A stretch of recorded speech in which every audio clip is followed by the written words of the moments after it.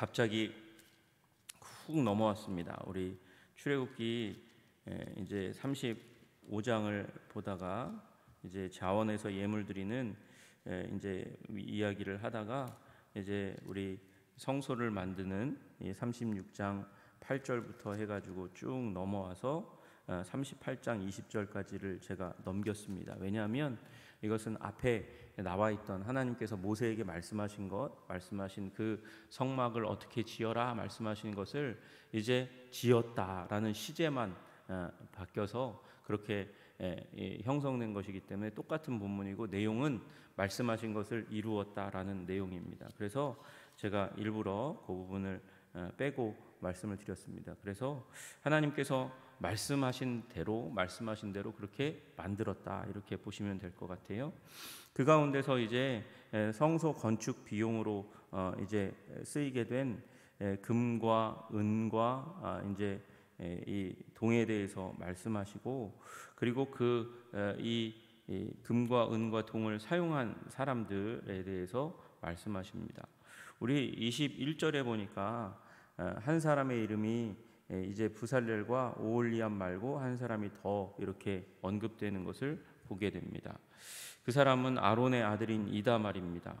이다말이 모세의 명령대로 계산을 이제 성막에 들어갈 재료들을 물목을 계산했다 이렇게 되어 있습니다. 그리고 나서 22절 23절에 부살렐과 오홀리압이 한 번 더 나와요.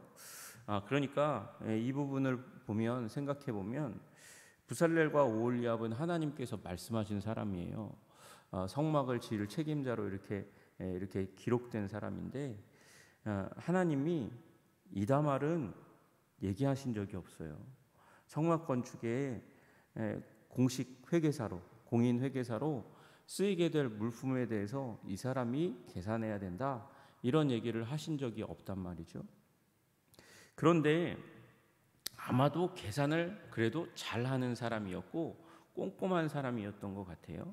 하나님께서 주신 성품이겠죠. 하나님이 모르셔서 안 했을까? 그런데 누가 해도 이제 성막에 대해서 직접적으로 손을 댈 사람은 아니고 그 부분에 물목을 계산할 사람이니까 하나님께서 특별히 얘기하지 않았던 사람인 거예요. 그런데 모세는 이 사람이 너무도 열심히 일을 했고 맡겨진 일에 충성되게 행했으니까 하나님께서 직접 말씀하지 않았어도 그 사람들과 같은 비중의 사람으로 지금 이다말을 언급하기 위해서 부살렐과 오홀리압을 그 뒤에 붙이는 거죠.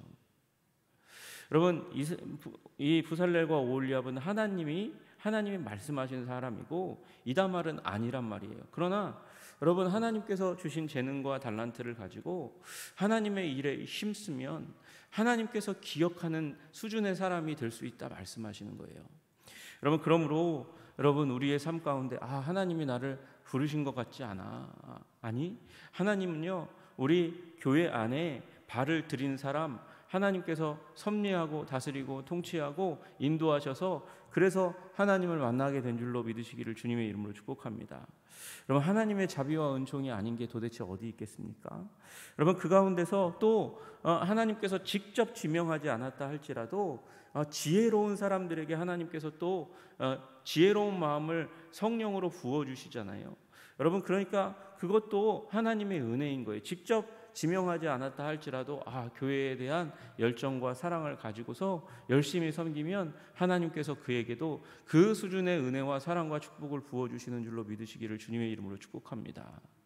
여러분 하나님께서 부르시는 그 부르심에 응답해야 돼요. 그 응답이 무엇입니까? 여러분 하나님은 어떤 일에 우리를 부르실까요? 여러분 악을 악으로 욕을 욕으로 갚지 말고 도리어 복을 빌라. 복을 비는 일에 우리를 부르신 줄로 믿으시기를 소원합니다. 여러분 복을 비는 일, 우리의 가족과 이웃과 교우들의 복받는 일을 위해서 기도하는 일에 힘쓰고 애쓰시기를 주님의 이름으로 축복합니다.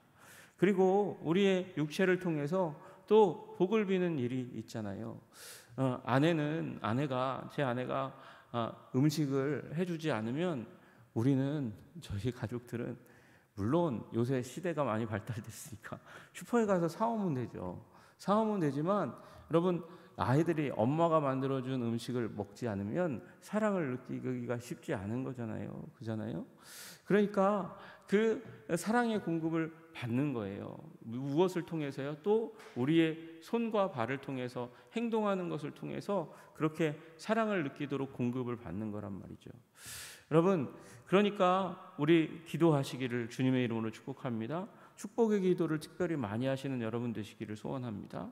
그리고 우리 사랑하는 자녀들을 위해서 또 사랑하는 관계 가운데 있는 분들을 위해서 사랑의 섬김을 여러분 베풀 수 있는 여러분과 제가 되기를 주님의 이름으로 축복합니다. 그래서 행동을 통해서 사랑하고 축복하는 것이죠. 여러분, 이다발이 그렇게 하나님을 사랑하는 것을 표현했고 하나님의 백성을 사랑하는 것을 표현했고 지금 너무도 중요한 일이 민족 앞에 딱 맞닥뜨려 있으니까 그것에 자기가 할 일, 모세가 불러서 그래서 시킨 일이기도 하지만 자기가 할 수 있는 일을 열심히 하니까 하나님께서 이렇게 성경에 기록하시고 또 기념하시는 줄로 믿으시기를 주님의 이름으로 축복합니다. 또 하나 이제 보니까 성소에서 쓰인 그 모든 이제 금과 은과 동의 이 무게에 대해서 말씀하세요. 금은 어떻게 쓰였냐? 29달란트 730세겔 정도 쓰였다, 그렇게 말씀하고 있습니다.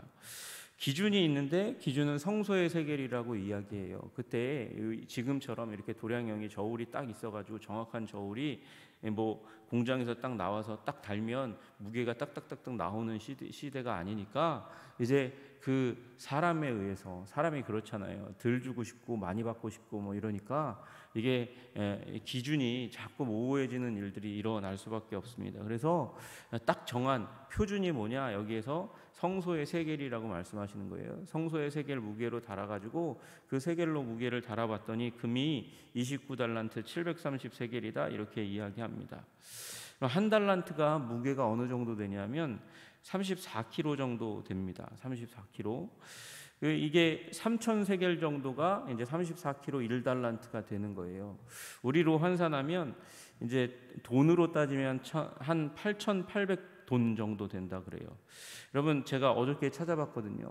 금 시세가 얼마나 되나 이렇게 봤더니 한 돈에 29만 원이라 그래요.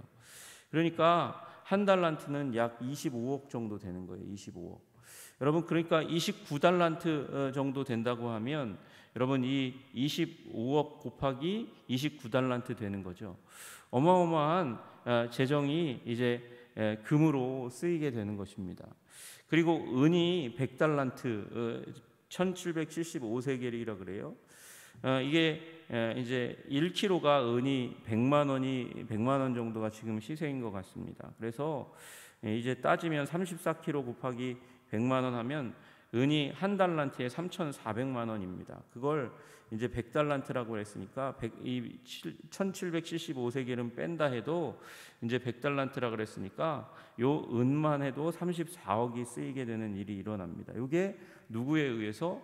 이스라엘 백성의 장정에 이 드린 반세겔, 반세겔, 그 성전세를 중심으로 해서 형성된 게 이 정도의 무게다, 이렇게 말씀하고 계세요. 그리고 거기다가 이제 동이 쓰이게 됩니다. 놋이 쓰이게 되는데 놋은 70달란트와 2,400세겔이다, 이렇게 이야기하고 있습니다. 그러니까 이런 이 놋은 제가 금액을 못 찾아봤어요. 안 비싸니까 뭐 별로 금과 은이 비싸죠. 뭐 그래서 그렇게 큰 재정이 들여져서 그래서 성막이 지어졌다는 것입니다. 여러분, 이런 어마어마한 재정을 들여서 성막이 지어졌다는 것을 믿을 수가 없는 성경학자들이 있어요. 그래서 이건 그냥 모세에게 말씀하신 것이고 이제 또 이 성경이 여러 저자의 짜집기에 불과한 거다라고 얘기하는 비평학자들은 이게 성막이 실제하지 않았을 거야, 그렇게 생각을 한 사람들까지도 있어요. 그러나 여러분, 이 고대근동 지역의 많은 민족들 가운데서도 이 텐트를 지어서 살던 그 시대의 사람들, 거기에 거주용 텐트도 있고 그리고 제사용 텐트도 일반 민족에게 있었다는 것이 고고학적으로 발견되고 있습니다. 그리고 이스라엘 백성들이 이 성막을 만들어서 하나님을 예배했고, 하나님을 예배한 것이 그저 요새는 그런 얘기하는 이게 가상의 스토리예요 이렇게 얘기하는 신학자들이 없습니다. 여러분, 성막은 실제했고 그 성막을 만들기 위해서 어마어마한 재정이 쓰였고, 그 어마어마한 재정을 감당하기 위해서 이스라엘 백성들이 자기가 가진 것을 하나님께 드리는 헌신이 있었음을 믿으시기를 주님의 이름으로 축복합니다. 여러분, 그리고 그 헌신은 다른 데서 온 것, 다른 통로가 아니라 이스라엘 백성들이, 종된 백성이 어디서 돈이 있어서, 금이 있어서, 은이 있어서 하나님께 드릴 수 있었겠습니까? 여러분, 이 모든 것은 하나님께서 출애굽의 10가지 재앙을 통해서 이스라엘 백성들을 구출해낼 때에 애굽의 백성들이 어서 나가주시오라고 얘기하면서, 또 여러분, 그 애굽 사람들이 하나님의 놀라움과 영광을, 그 권능을 이제 발견하면서, 그래서 드린 물품이 바로 여기 쓰이게 된 물품이라는 사실을 잘 알게 되는 것이죠. 여러분, 하나님께서는 하나님이 필요하신 대로 미리 하나님의 백성들을 통해 준비시키시는 하나님이신 줄로 믿으시기를 주님의 이름으로 축복합니다. 여러분, 그리고 미리 준비시킬 때 그냥 하나님께서 없는 것을, 우리 이 영화나 드라마에 그런 얘기가 많아요. 마른 오징어도 짜면 기름이 나온다고, 수분이 나온다고. 그래서 그렇게 하나님의 백성을 쥐어 짜서, 그래서 만들어낸 물질을 통해서 하나님께서 영광을 받으려고 하는 하나님이 아니시라는 것이죠. 하나님께서 우리에게 풍성하게 베풀어 주시는 줄로 믿으시기를 주님의 이름으로 축복합니다. 여러분, 우리 메르셔스의 인구 증가 이론 이런 얘기를 하면서 우리 식량난이 올 것이라고 많이들 이야기했습니다. 식량은 산술적으로 증가하니까 조금씩 증가하니까, 농법의 발달에 따라서 조금씩 증가하니까, 그리고 인구는 기하급수적으로 증가하니까 따라잡을 수가 없어가지고, 그래서 인류에게 식량 위기가 닥칠 거다. 식량 위기가 닥치면 많은 이제 사람들이 죽어나가는 일이 일어날 거야. 그런 얘기들을 합니다. 그건 어떤 반대로 얘기하면 풍성한 하나님을 믿지 못하는 생각이에요. 그리고 하나님께서 우리에게 지혜를 주시지 않을 것이라는 그런 생각이 기초에 담겨져 있는 것이죠. 여러분, 그러나 농법이 굉장히 많이 발달하고 있어요. 그래서 지금 70억을 넘어서는 인구를 먹여 살리는 일을 하나님께서 이 땅 가운데 행하고 계세요. 그리고 농법을 발달시키는 사람들이 적은 면적 가운데서도 많은 소출을 낼 수 있도록 그렇게 행하고 있습니다. 그리고 예전에는 따뜻할 때만 이 농작물을 먹을거리를 이렇게 만들어낼 수 있는 시대에서 비닐하우스 만들었잖아요. 비닐하우스 만들어서 거기서 사시사철 나게 하고, 또 하나님께서 이 지혜를 주셔서 사막도 농토로 바꾸어서 그곳에서 먹을 것이 나게 하는 그런 일들을 하시는 하나님이십니다. 여러분, 그리고 가장 큰 문제는 우리가 낭비하고 있다는 것이죠. 잘 먹고 잘 사는 곳에서는 우리 먹는 것, 그것을 상다리 휘어지게 차려놓고 먹고 남은 것 버려버리는 일이 너무너무 많이 일어나고 있고요. 또 세계에서 많은 나라들이 많은 식량을 하나님께서 주셨는데도 불구하고 곡물 가격을 조정한다는 명목 아래 컨테이너로 큰 배로 가지고 나가서 곡식을 바닷속에 쏟아버리는 일들이 일어나는 거예요. 여러분, 바다 가운데에 있는 그 수많은 물고기의 수를 헤아려 보고 먹을거리가 부족하다 이렇게 얘기했습니까? 아니에요. 바다 안에는 아직도 우리가 이제 다 추수할 수 없는 어마어마한 이 물고기들이, 먹을거리들이 얼마나 많은지 알 수가 없는 것입니다. 여러분, 제가 무슨 얘기하고 있는 거죠? 하나님은 풍성하신 하나님이세요. 여러분, 우리가 상상할 수 있는 것보다 더 풍성한 우리 하나님을 찬양하시기를, 믿으시기를, 신뢰하시기를 주님의 이름으로 축복합니다. 이제 선교사님이 한 나라 가운데 들어가 가지고 사역을 하시는데 사역을 교회도 하시고 또 그곳이 문맹이 많으니까 문자 사역을 하는 거예요. 문해 사역이라 그러죠. 문맹을 풀어서 문자를 해독할 수 있는 능력을 길러주는 교육 사업을 합니다.